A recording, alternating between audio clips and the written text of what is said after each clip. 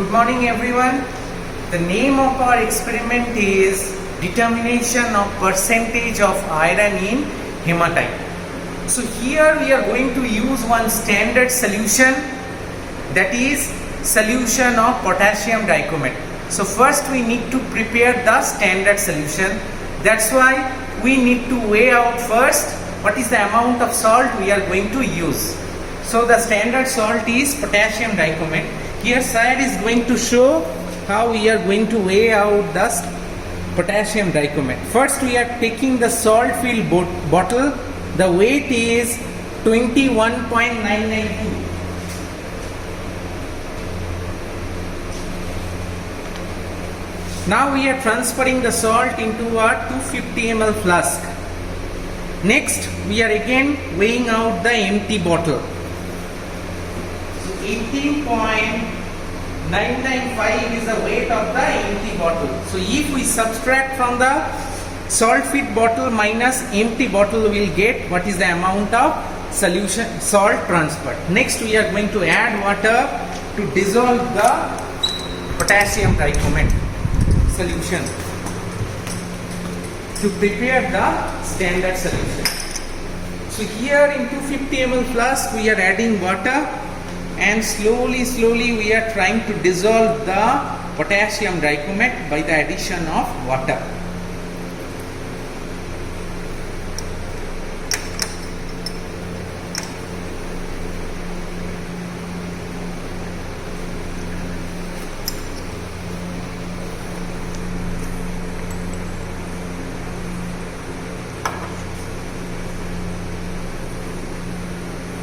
So we are adding water to the potassium dichromate just to dissolve the salt.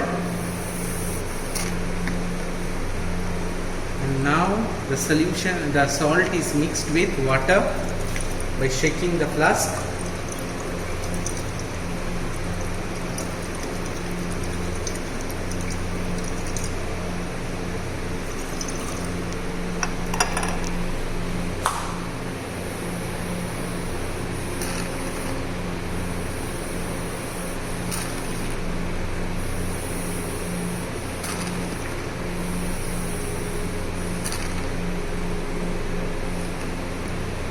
Now we need to add water very carefully because we have to just fill the mark with DI water.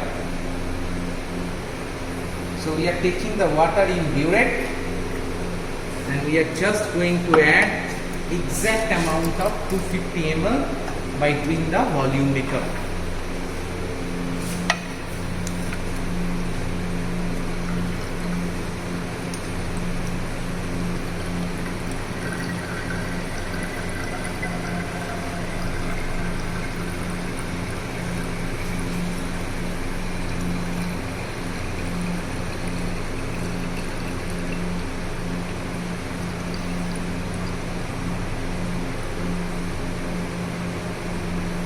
Now we have added just the we have filled the mark up to 250 ml with DI water.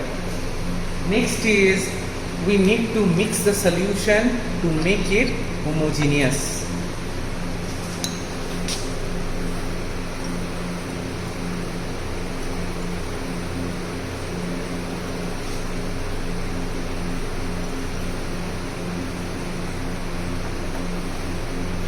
Next, we need to take this prepared standard solution in burette to perform the titration. So first we need to rinse the burette with potassium dichromate. So Sir is adding little amount of potassium dichromate just to rinse the burette. So this way we are going to rinse the burette.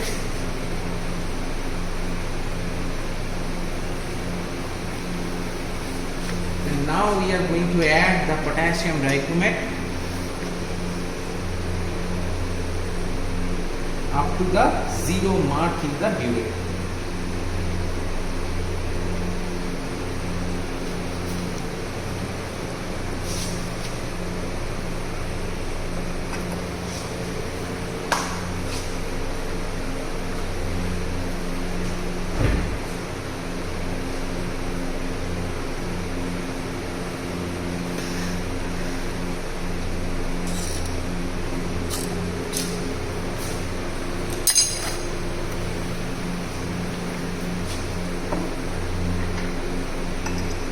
now we are going to take the hematite ore solution.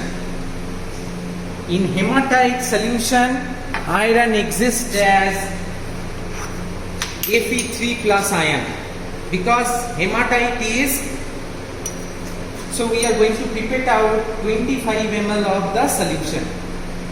So first we are rinsing it, then we are going to put it. In hematite solution, there exists Fe3 plus ion, because hematite is Fe2O3. So that hematite solution is dissolved in HCl and water.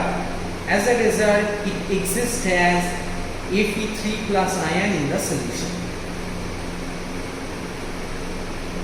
So now we had completed with the rinsing process. Next we are going to pipette out 25 ml of the solution.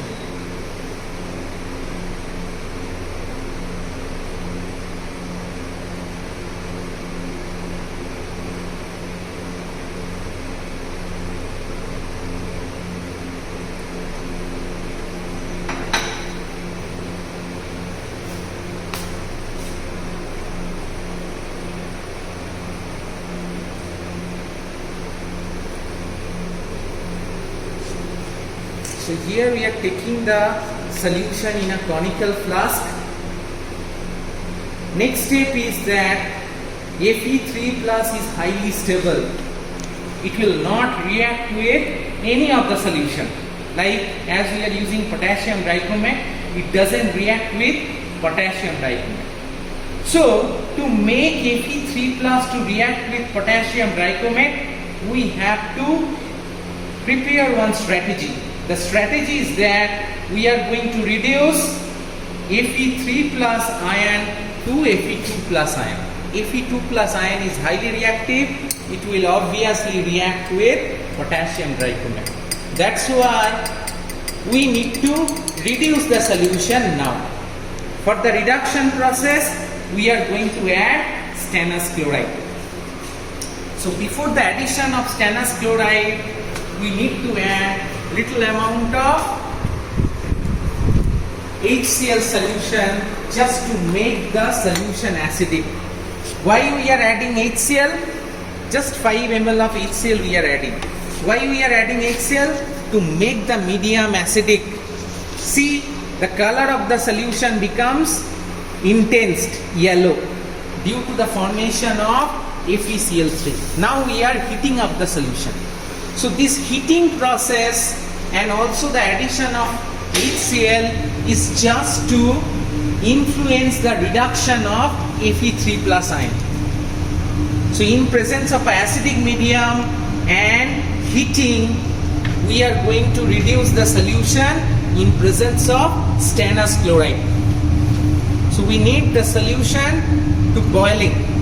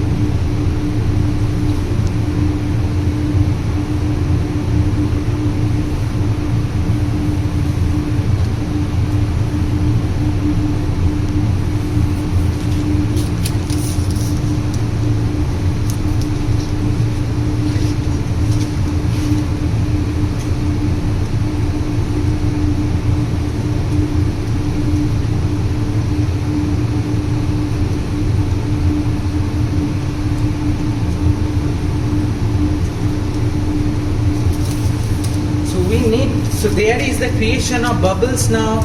Now we need to take it out. So the heated acidic solution, now it is ready to undergo reduction reaction in presence of stannous chloride. So dropwise we are going to add stannous chloride, and we have to make sure that stannous chloride reduce completely the Fe3 plus ions. So how to be confirmed? You will observe that at some point of the time the color of the solution will turn colorless.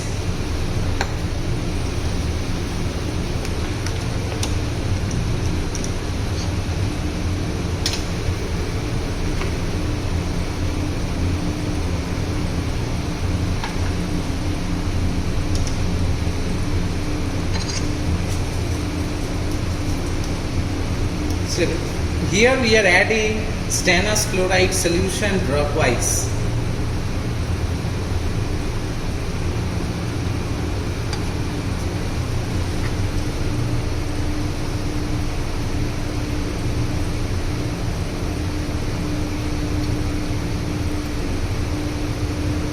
So when the color turns colorless, we have to stop the addition. Excess addition of stannous chloride is not allowed.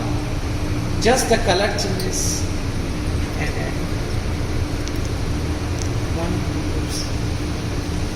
now it is, the solution is completely colorless. Now we need to cool out the solution. Now we are doing the cooling of the heated solution in presence of a water bath.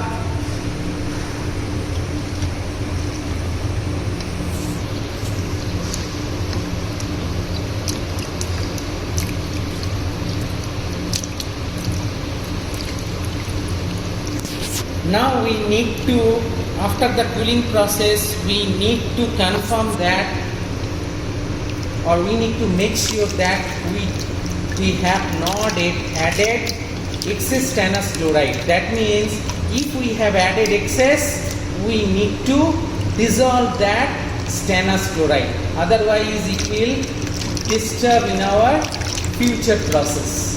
So that's why first we need to make sure that excess stannous chloride should not be there in the solution. That's why we are going to add mercury chloride solution. So now our solution is cooled. We are now going to add mercury chloride solution dropwise. So when silky precipitate comes, we are going to stop the addition of stannous chloride. The silky precipitate is due to formation of insoluble mercurous chloride, Hg2Cl2. So sir is adding slowly dropwise mercury chloride, and here we can see a white silky precipitate.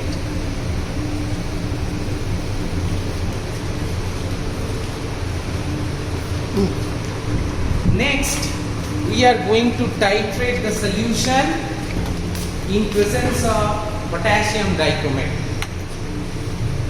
So in this titration, we are going to use one indicator that is called external indicator. Why external? Because we are not adding the indicator in the conical flask. It is kept externally. See, we have taken one wax paper. We have taken one wax paper, and in the wax paper we are going to take the indicator dropwise. Our indicator is K3FeCN6, potassium ferricyanide. So in the wax paper, the indicator is taken in a drop.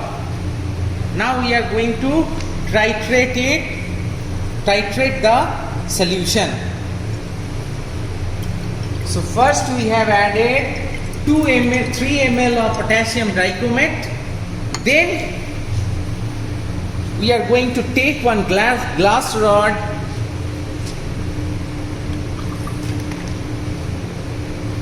Then dip the glass rod with the extract, and the glass rod is touched into the one of the indicator drop. So a blue color is persisting. This blue color is due to the presence of Fe2 plus ion. That means our titration is still now not completed. This blue is Prussian blue. If the blue color persists, then it is confirmed that our titration is not over. So first we added 3 ml, now we are going to add another 1 ml. Mixing it very nicely, then again dipping the glass rod, touching the solution, then the glass rod is touched with the indicator. Still blue color persists. So it is confirmed that our titration is not completed. Now we are adding another 1 ml.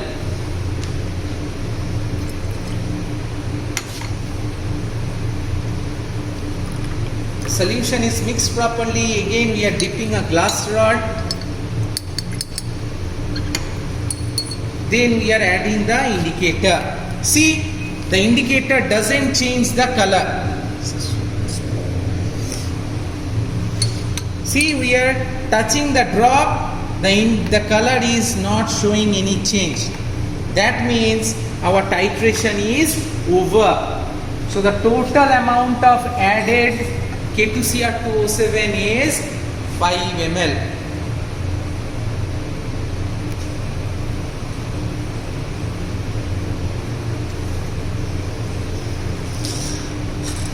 So the end point is indicated by no change in the color of the indicator. So if the titration is not completed, the indicator shows blue color. If the titration is over, the indicator will show no color change. That means there is no Fe2 plus ion, so there is no reaction with the indicator. As a result, the indicator remains as it is. So first is the preparation of standard solution. So first we have already seen that the salt-free bottle weight is 29.992 gram and the empty bottle is, or the salt-free bottle is 18.995 gram. So if we do the subtraction from the first weight, we get 2.997. This much gram of K2Cr2O7 is transferred for the preparation of standard solution in 250 ml flask. So what is the volume of K2Cr2? So what is going to be the concentration? The concentration of K2Cr2O7 is going to be the volume, the amount transferred in the 250 ml flask divided by 49. What is 49? 49 is the equivalent weight multiplied by 4. How 4 comes? Because we have taken in 250 ml.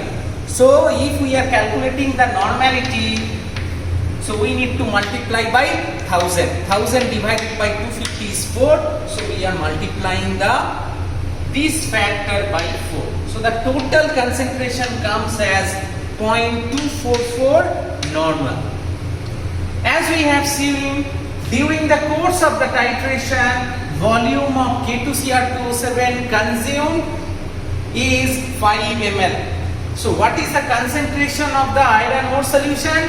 The concentration of Fe2 plus ion is present in the ore solution is 5. That is the titration data multiplied by the concentration of dichromate divided by 25. This 25 comes because we have pipetted out 25 ml of solution. So our concentration of the iron solution becomes 0.05 normal. Next, what is the amount of iron present in the ore solution? That is the concentration of iron multiplied by its equivalent weight. So the equivalent weight of iron is 56. That's why the amount of iron becomes 2.75 gram. Next, For the preparation of iron ore, what we have done? We have dissolved 3.45 gram of iron ore or hematite in 1 liter of solution. That's why its concentration of the hematite ore solution is 3.45 gram per liter. So, in 3.45 gram hematite, what is the amount of iron present? The amount of iron present is 2.75 gram. So, what will be the percentage? 2.75 divided by the weight of the iron ore, that is 3.45 multiplied by 100. So, the percentage becomes 79. So, this is the percentage of iron present in the hematite ore solution. And last information I am going to pass, why we are preparing the solution in normality, because our titration is a redox titration. That's why always its concentration should be expressed in normality. Thank you.